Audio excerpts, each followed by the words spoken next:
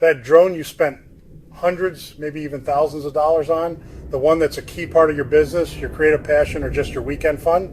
Well, in a matter of months, a silent deadline could effectively ban new models from being sold in the United States.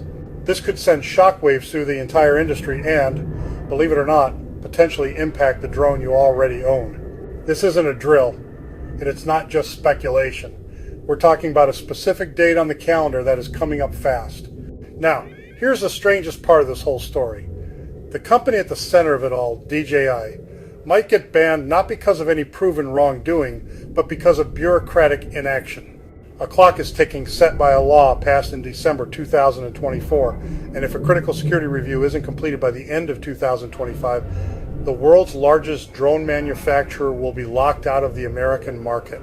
We're going to break down exactly what this law says, what it means for the drone in your bag right now, and how it could forever change the skies for hobbyists and professionals alike. So, what is this legislative time bomb? It's a provision tucked away inside the massive FY 2025 National Defense Authorization Act, or NDAA. Specifically, Section 1709 requires a U.S. national security agency to conduct a formal review to figure out if drones from Chinese manufacturers like DJI and Autel pose an unacceptable risk to national security. And here's the kicker. The law gives them just 1 year from its enactment on December 23rd, 2024 to finish this review. If no agency steps up to do the review and make a decision by December 23rd, 2025, then all specified equipment, which includes new DJI drones, will be automatically added to the FCC's covered list. Being on the covered list is basically a death sentence for new electronics in the U.S. It means the FCC won't authorize them for use on America's communications infrastructure anymore. No FCC approval means they can't be legally sold or operated in the country. So the ban wouldn't come from a guilty verdict, but from a deadline simply running out. And as of right now, with more than 6 months already passed since the law was enacted, that required security review hasn't even started.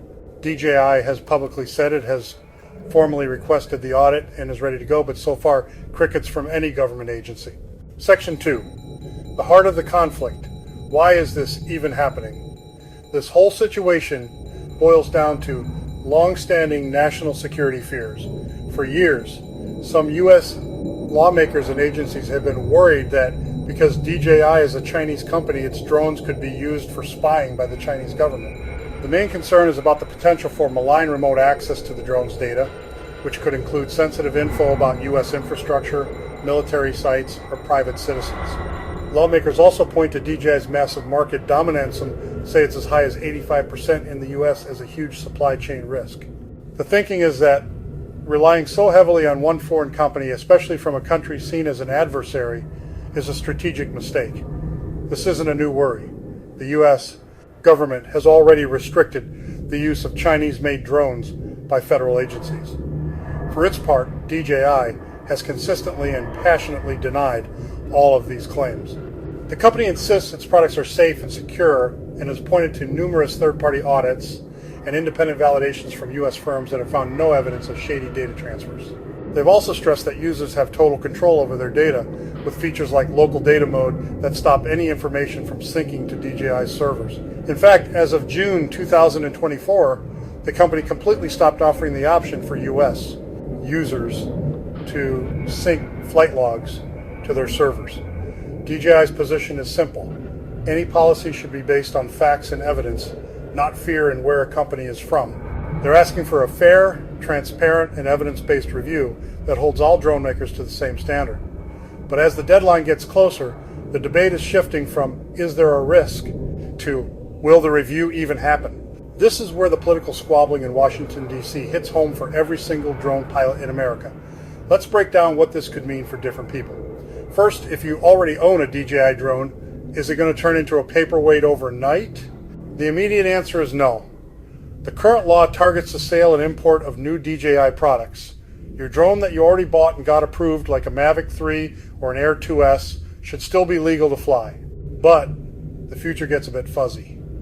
A ban on new models would create a chilling effect. What happens when you need a repair or a new battery? What about those crucial software and firmware updates? There's a real concern that without a U.S. market, support could just dry up, making it tough to keep your gear in the air.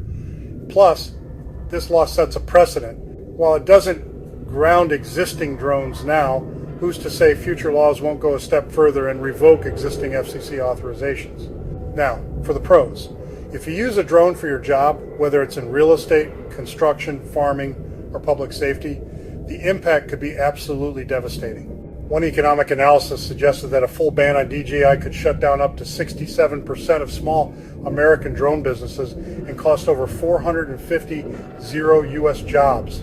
Fire departments, police, and search and rescue teams all over the country depend on DJI drones as life-saving tools that give them critical eyes in the sky during high-stakes emergencies.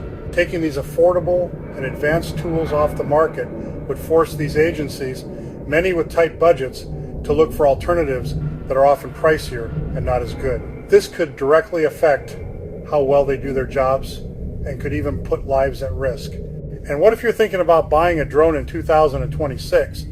The market will look completely different. With DJI out of the picture, things would be severely shaken up. While they're American drone makers, very few can currently match DJI's mix of high-tech features, easy-to-use software, and competitive prices.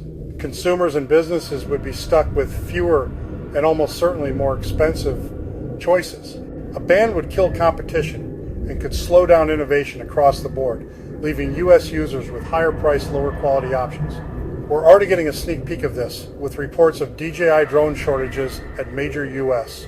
retailers due to customs issues, which gives us a taste of what a full-blown ban might feel like. This is a really complex issue with huge consequences, and it's changing fast. This is where you come in. The drone community has to be part of this conversation. Let me know in the comments below what drone you fly and how a ban like this would personally hit you or your business. Are you a hobbyist who would lose a creative escape? Are you a small business owner whose entire livelihood is on the line? Sharing your story is so important.